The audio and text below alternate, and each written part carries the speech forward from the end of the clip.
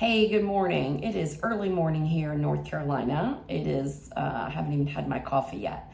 But before I do so, I just wanted to jump on really quickly because this week, for some reason, almost all of my clients and I have been talking about the idea of panic attacks.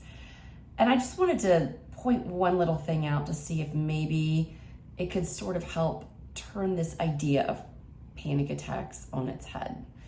Our country, really our whole species, has managed to pathologize the idea of this revved up energy. We've said panic attacks need to be fought at all costs. It needs to be the focus of our attention until we can get rid of them or at least lessen them before we can live really amazing, productive lives. But I just want to propose that that is absolutely not the truth.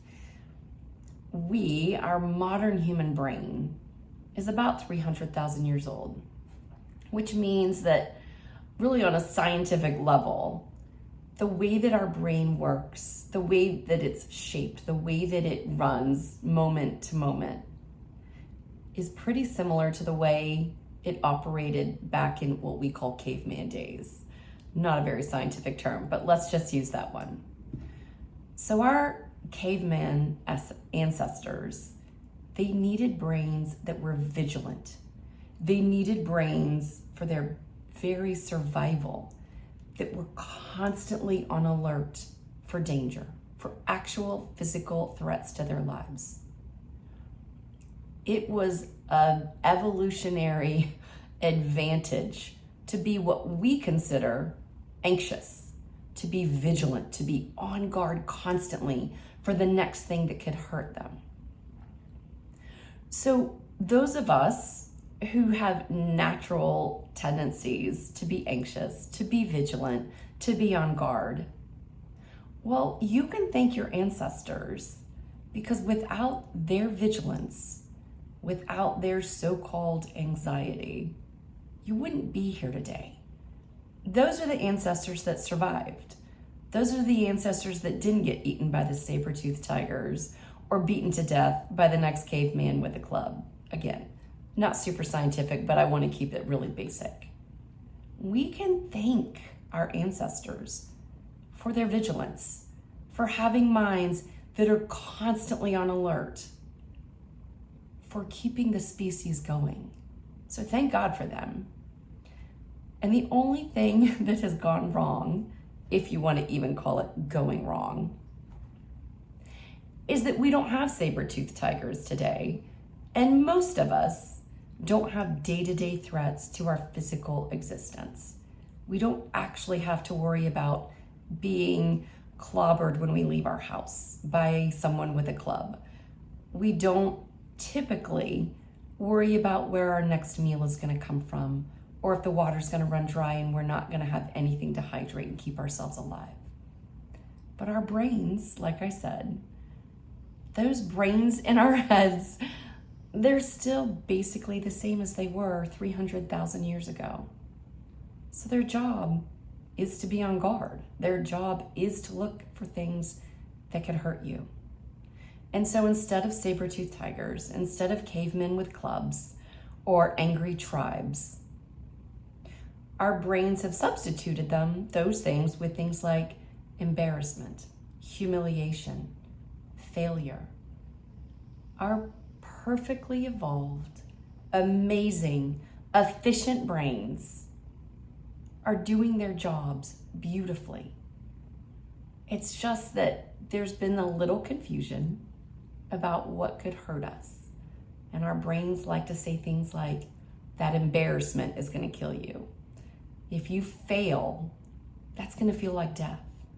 Why do you think more people in our country fear giving a speech in public than they do actual physical death?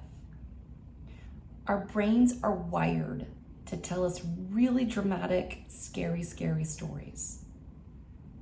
But they're doing it innocently.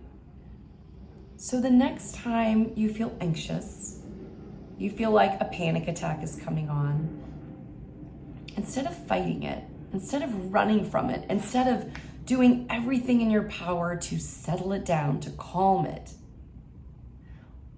why not just get to know it?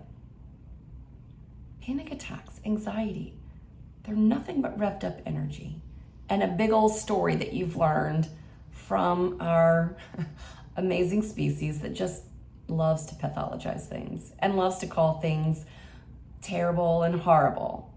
But what if it's not? What if revved up energy that's spinning through you just wants to be understood, just wants to be held for a minute, looked at, picked up, brought to the sunlight? What if you don't need to be afraid of a panic attack? And what if you definitely don't need to feel guilt or shame or embarrassment about it? What if you can just feel it? What if anxiety, that energy that we call, that we've stuck a label on as anxiety, is fine, it's normal? And what if it's an evolutionary advantage? If we just be still long enough to hear what it has to say. That mind talking that tells the scary stories, that says this is urgent, this is critical, this is high stakes, fine. That doesn't have to change ever. That's its job. Just like your refrigerator's job is to cool your food and your washing machine's job is to wash your clothes. You wouldn't ask your washing machine to suddenly start cooling your food, and you wouldn't ask your refrigerator to wash your clothes. You don't need to ask that mind machine in your head to do anything different. You just have to understand how it works. That it tells scary stories. You don't need to get caught up in what the scary stories are. Just step back the next time and notice, there goes that mind machine again. I know what it does. It tells really scary, dramatic, kind of blown out of proportion stories about things. Okay, fine. Just watch it. And guess what? As you begin to just watch those revved up stories and you feel the revved up energy in your body, on its own, it begins to go. It begins to lessen on its own. No meddling required. No getting in there trying to do mental gymnastics and settle everything down. Your natural design is to settle, kind of like a snow globe. Have you ever seen a kid's snow globe and you shake it up and then all the glitter or the little fake snow goes crazy? We don't settle a snow globe by getting in there and shaking it sideways or shaking it upside down or saying mantras to it or doing anything. What do? We set the thing down. We go about our business.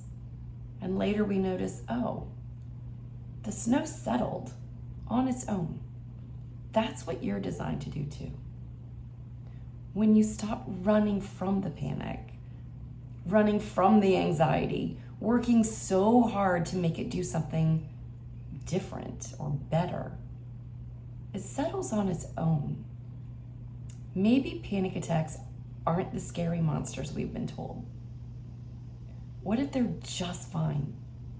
What if they just need to be understood? So go out there today, have your anxiety, have the panic attack. Notice it. Watch that brilliant, wise, efficient little mind machine do its thing. Just notice it. And then notice how it settles on its own when you don't jump in there and try to make it do something different. I hope this helps a little bit. As someone who has had anxiety and suffered from panic attacks, I get it. They seem scary when you believe all the hype. You believe all the pathology reports and the labels and the names and the ways to get rid of it. But maybe try something new. Don't try to get rid of it. Get to know it. Get to know that mind machine and how it works and how awesome it is that it has evolved to tell some pretty crazy, dramatic stories. Be still with it. Let it come in. Get to know it, and let me know how that goes. Talk to you later, and now I'm off to get coffee because I need some. Have a great day, guys.